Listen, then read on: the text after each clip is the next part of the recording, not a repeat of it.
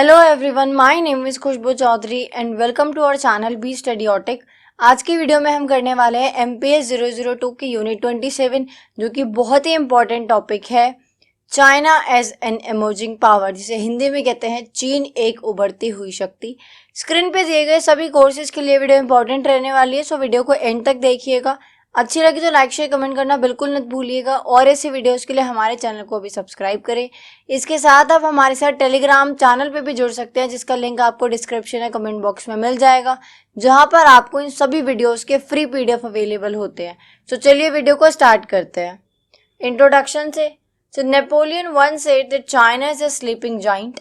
Let it sleep, for if it wakes it would shake the world. देखो, Napoleon ने एक बार China के बारे में कहा था कि चाइना एक सोता हुआ राक्षस है, उसको सोने दो, अगर वो उठ गया तो पूरे वर्ल्ड को, पूरी दुनिया को शेक करके रख देगा। China has the second largest population in the world, approximately 1.5 billion people according to the latest official census. बात करें चाइना की पॉपुलेशन के बारे में तो आप सब जानते हैं कि नंबर 1 पे कौन है? इंडिया। और नंबर 2 पे जिसके पास लार्जेस्ट पॉपुलेशन है वो है चाइना, जिसके पास अराउंड 1.5 बिलियन पीपल क्या है? पॉपुलेशन है किसकी? चाइना की। It has the 4th largest territory, Canada, the US and Russia being the only other countries bigger in size.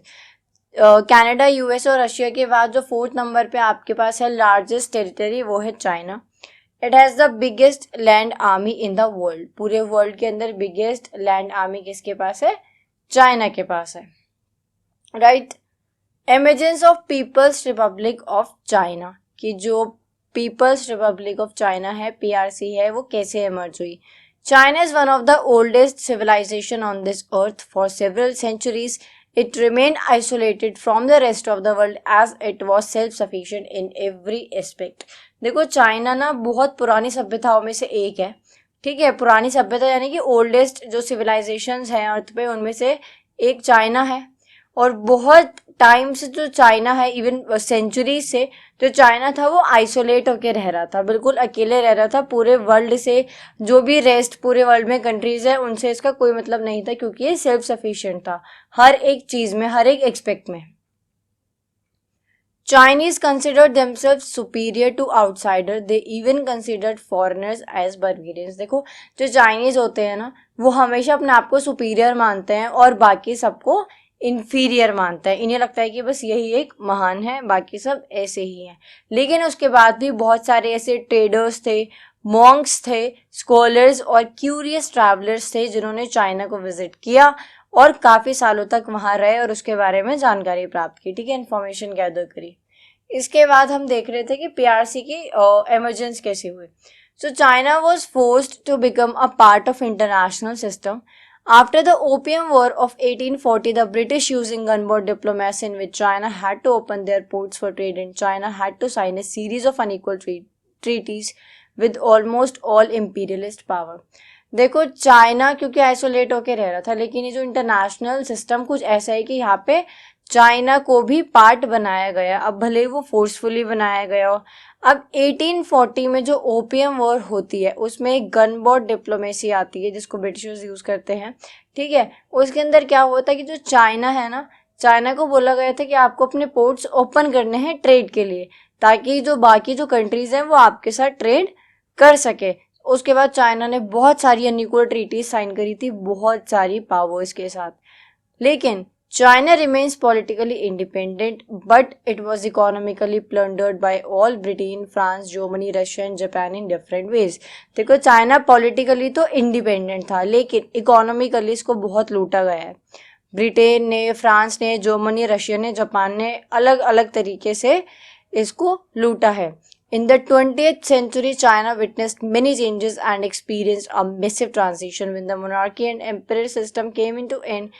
Then a communist party came into existence led by Mao Zedong. देखो, हुआ क्या था कि 20th century के अंदर जो China था ना, वहाँ पे बहुत सारे चेंजेस हुए थे, मैसिव ट्रांजिशन हुआ था कि अब तक जो वहाँ पे राजतंत्र चलता हुआ आ रहा था। तो चाइना के अंदर पहले मोनार्की थी, और जो भी मोनार्क होता था ना, उसको बोला जाता था कि ये गॉड के इशारों से काम कर रहा है, ठीक है। तो मोनार्की के बाद एम्परर सिस्टम जब एंड हुआ तो एक कम्युनिस्ट पार्टी आती है, जिसको कौन लेके आया? माओ जेडोंग, ठीक है, अब बात करते हैं post cold war world and unipolarity. As we know, the international scenario was dominated by the two superpowers, US and USSR. Most countries of the world were part of any one of the two bloc. देखो, हम सब जानते हैं cold war के time पे क्या हुआ था. सेकेंड वर्ल्ड वॉर के एंड के बाद जो ये एक तरीके से पूरा वर्ल्ड था वो दो गुटों में बट गया था, दो अलायंस में बट गया था, है ना. एक को कौन हेड कर रहा था, यूएस, और एक को यूएसएसआर. तो जो बहुत सारी कंट्रीज थी वो कुछ यूएस के साथ थी और कुछ यूएसएसआर के साथ. In early 1960, PRC was part of socialist bloc led by Soviet Union, but later the relations between PRC and Soviet were soured. The PRC claimed that it was part of the third world countries of Asia, minus Japan, Africa and Latin America. 1960s में जो PRC थी, people Republic of China, वो हिस्सा हुआ करती थी किसका, socialist block का. कैपिटलिस्ट ब्लॉक किसका था, यूएस, और सोशलिस्ट ब्लॉक था सोवियत यूनियन. सोवियत यूनियन को ही यूएसएसआर कहा जाता था. ठीक है, तो उसके बाद क्या हुआ कि 1960 तक जो इनके रिलेशन थे वो अच्छे थे, किसके, सोवियत यूनियन और चाइना के. लेकिन उसके बाद इनके जो रिलेशन थे वो थोड़े खराब हुए. खराब होने के बाद पीआरसी क्लेम करती है कि वो थर्ड वर्ल्ड कंट्रीज का हिस्सा है. ना ही तो वो यूएस के साथ है, ना ही यूएसएसआर के साथ है. थर्ड वर्ल्ड कंट्रीज कौन थी, जो किसी का हिस्सा नहीं थी, जैसे कि कुछ कंट्रीज एशिया की, अफ्रीका की और लैटिन अमेरिका की. यहाँ पे हम जापान को माइनस कर रहे हैं, जापान इसमें नहीं था. The end of cold war created a totally new scenario in the area of international relation. The US is the only superpower unchallenged by any. और कोल्ड वॉर का एंड हम सब जानते हैं कैसे सिनेरियो बना हुआ था आईआर के अंदर, इंटरनेशनल रिलेशंस के अंदर, कि जो यूएस था अब वो इकलौती सुपर पावर बचा था जिसको कोई भी चैलेंज नहीं कर पाया.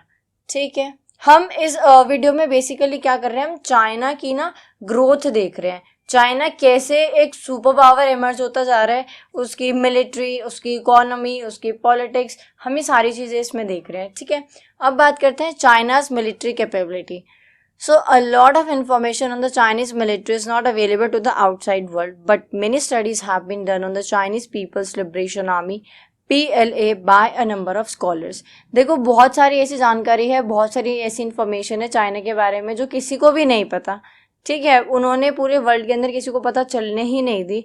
बट उसके बाद भी जो चाइना की आर्मी है जिसका नाम है चाइनीज पीपल्स लिबरेशन आर्मी, बहुत सारे स्कॉलर्स ने क्या करी है, स्कॉलर्स ने स्टडी करी है इसके बारे में. The PLA was formed by communist party in 1927. Zhu De and Mao Zedong were the main organizers, and in its early years it was called the Eight Route Army and then the New Fourth Army. ये जो PLA है, peoples liberation army, ये इसको communist party ने 1927 में बनाया था. इसके मेन ऑर्गेनाइजर्स कौन थे, माओ जेडोंग और जू दे. ठीक है, इसके अलावा ये जो पार्टी थी ना, ये पीजेंट्स से मिलके बनी थी, यानी इस पार्टी को पीजेंट्स ने फॉर्म किया था. राइट, और पहले इस पार्टी को बोला जाता था 8 रूट आर्मी, उसके बाद बोला जाने लगा न्यू फोर्थ आर्मी, और उसके बाद PLA. The name PLA was given to it after the Japanese attacked China in 1937. 1937 में जो जापानीज अटैक हुआ चाइना के ऊपर, उसके बाद इसका नाम PLA कर दिया गया. In its early years, most of its recruits were poor peasants, क्योंकि ये पार्टी ये जो आर्मी थी ये किसने बनाई थी, पीजेंट्स ने मिलके बनाई थी. राइट, तो इसलिए इसके अंदर जो रिक्रूट होते थे वो भी कौन थे, पुअर पीजेंट्स हुआ करते थे. China has the biggest land army in the world, but this has become an important issue for the Chinese government at present. It has been officially announced that the number of troops would be reduced gradually and brought down to 2.5 million. देखो, China की, क्योंकि हम जानते हैं कि biggest land army है world के अंदर, लेकिन यही चाइना के लिए एक प्रॉब्लम का कारण बन रहा है. चाइना के लिए एक प्रॉब्लम बन रही है. कैसे, अब देखो, बिगेस्ट लैंड आर्मी है तो हम सोच सकते हैं कि कितने ज़्यादा सैनिक हैं. अब उन सब की एक्सरसाइज कराना, उन सब की ट्रेनिंग कराना, उनके रहने की, खाने की, पीने की, सोने की व्यवस्था करना, इसके अलावा उनके जो चिल्ड्रंस हैं उनकी एजुकेशन, प्लस इन लोगों का जो हाउस की जो केयरिंग होती है जो सरकार करती है, जो भी इनको प्रिविलेजेस मिलते हैं इनकी फैमिली को, हेल्थ सेक्टर में, एजुकेशन सेक्टर में, ये सारी चीज़ें, उसके बाद पेंशन्स. तो इतनी बड़ी जो इनके पास लैंड आर्मी है, इतनी सारी चीज़ें बहुत ज़्यादा एक्सपेंसिव पड़ रही है, इसलिए चाइना ने अब ऑफिशियली अनाउंस किया है कि वो अपनी आर्मी को रिड्यूस करेगा और 2.5 मिलियन तक लेकर आएगा। ठीक है, अगला देखते हैं China's economic strength. A military does not enough in making a nation a major power. A nation's economy is extremely important because it decides a country's role in international affairs. देखो, एक मिलिट्री ही बस बहुत नहीं होती है आपको एक major power बनाने के लिए। इकोनॉमी आज के टाइम पे सबसे बड़ा रोल प्ले करती है इंटरनेशनल अफेयर्स के अंदर, अगर हम डिसाइड करें, क्योंकि देखो वही डिसाइड करती है कि पूरा वर्ल्ड आपको कैसे जज करेगा। अगर आप ऐसी कंट्री से बिलोंग करते हैं जो कि कंगाल है, जिसके पास कुछ भी नहीं है, तो आपके सिर्फ मीम्स शेयर हो सकते हैं और आपका सिर्फ मजाक बन सकता है। ठीक है, वहाँ पे आपकी कंट्री में कोई डेवलपमेंट, कोई ग्रोथ, कुछ नहीं है। बाहर जाओगे तो कोई रिस्पेक्ट नहीं मिलेगी।